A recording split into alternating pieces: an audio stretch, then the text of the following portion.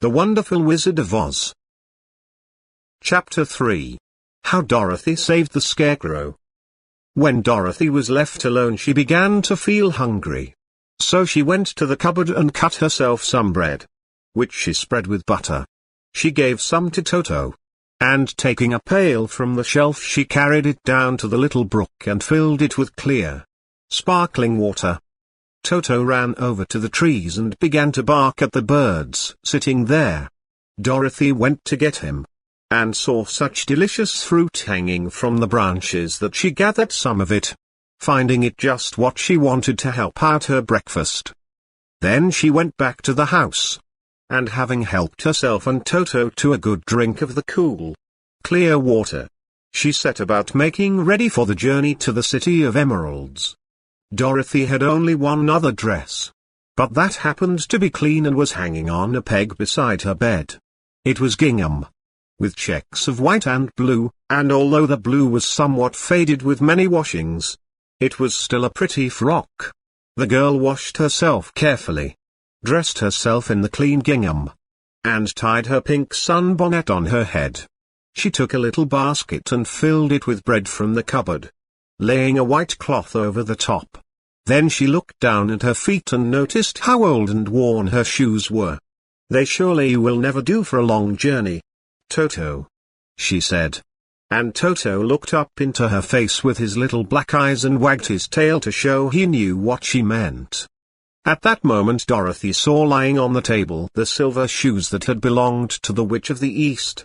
"I wonder if they will fit me," she said to Toto. They would be just the thing to take a long walk in, for they could not wear out.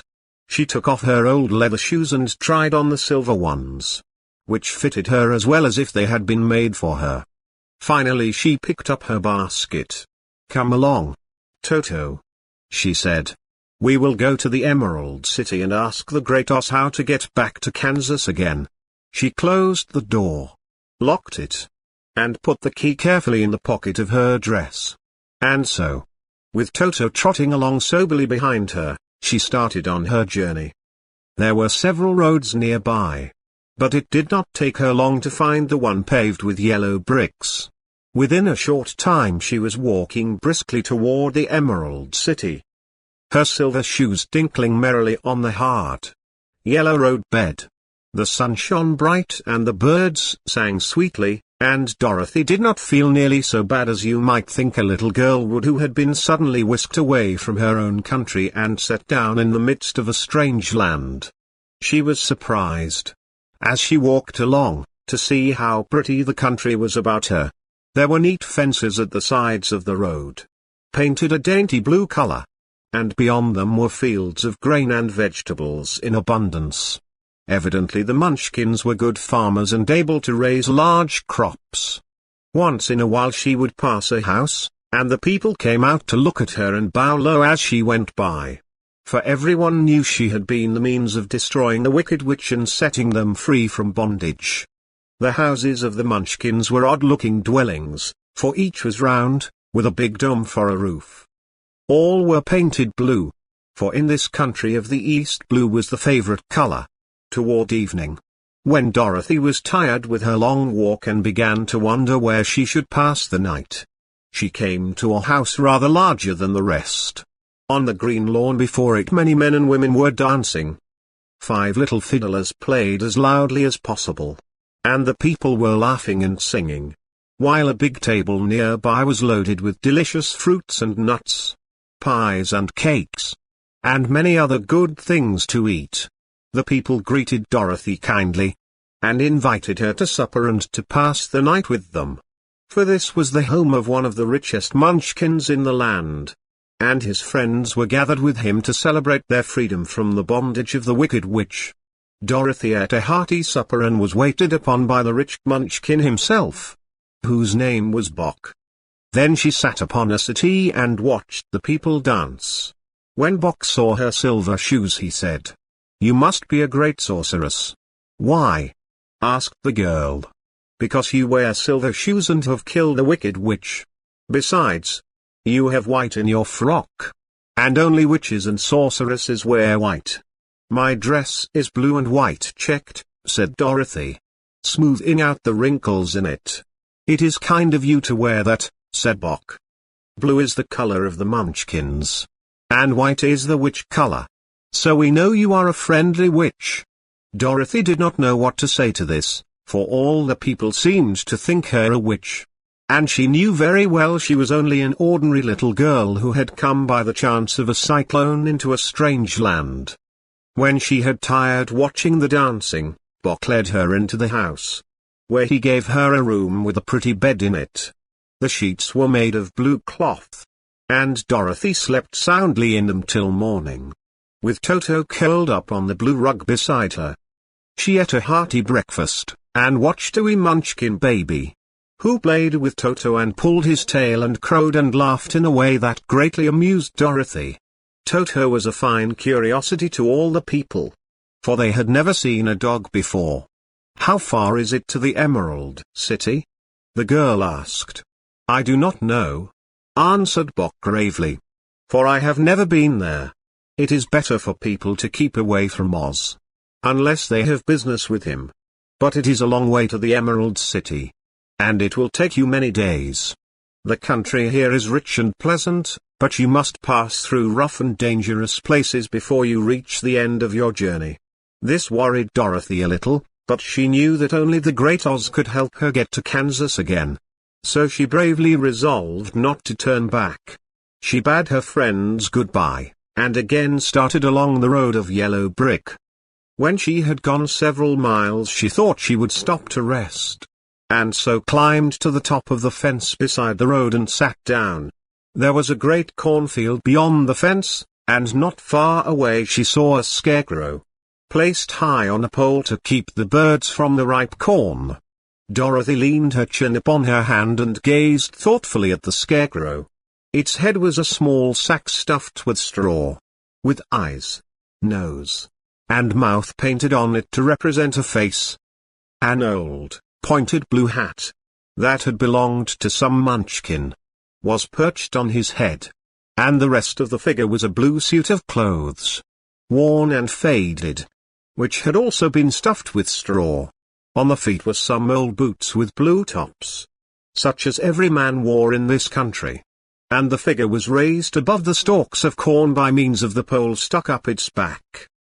While Dorothy was looking earnestly into the queer, painted face of the scarecrow, she was surprised to see one of the eyes slowly wink at her. She thought she must have been mistaken at first, for none of the scarecrows in Kansas ever wink, but presently the figure nodded its head to her in a friendly way. Then she climbed down from the fence and walked up to it, while Toto ran around the pole and barked. "Good day," said the scarecrow, in a rather husky voice. "Did you speak?" asked the girl, in wonder. "Certainly," answered the scarecrow. "How do you do?" "I'm pretty well, thank you," replied Dorothy politely. "How do you do?" "I'm not feeling well," said the scarecrow, with a smile. "For it is very tedious being perched up here night and day to scare away crows." "Can't you get down?" asked Dorothy. "No, for this pole is stuck up my back. If you will please take away the pole I shall be greatly obliged to you."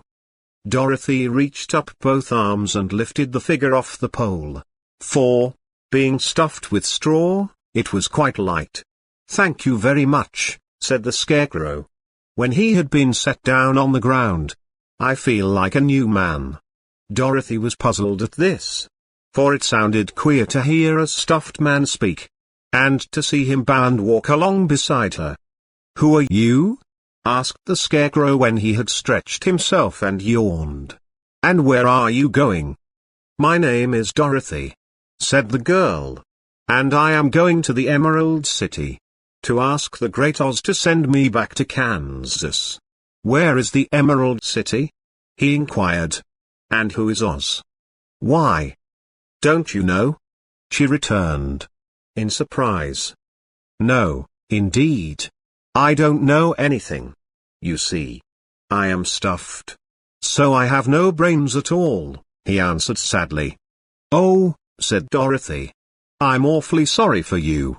Do you think," he asked, if I go to the Emerald City with you, that the great Oz would give me some brains? I cannot tell, she returned. But you may come with me, if you like. If Oz will not give you any brains, you will be no worse off than you are now. That is true, said the Scarecrow.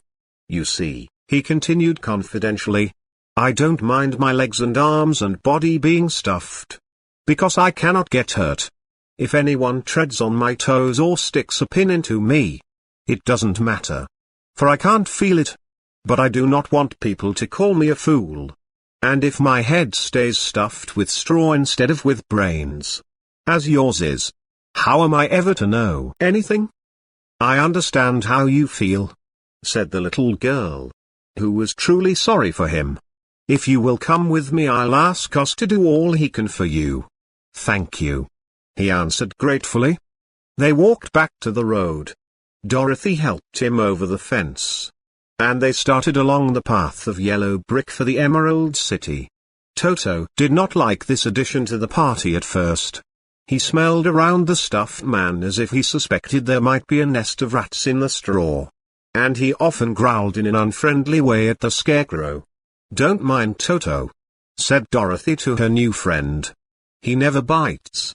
Oh, I'm not afraid, replied the Scarecrow. He can't hurt the straw. Do let me carry that basket for you. I shall not mind it, for I can't get tired. I'll tell you a secret, he continued, as he walked along. There is only one thing in the world I am afraid of. What is that? Asked Dorothy. The Munchkin farmer who made you? No, answered the Scarecrow. It's a lighted match. Esse vídeo já acabou. É só apertar que tem mais um. Também não esqueça de se inscrever no canal e ativar as notificações.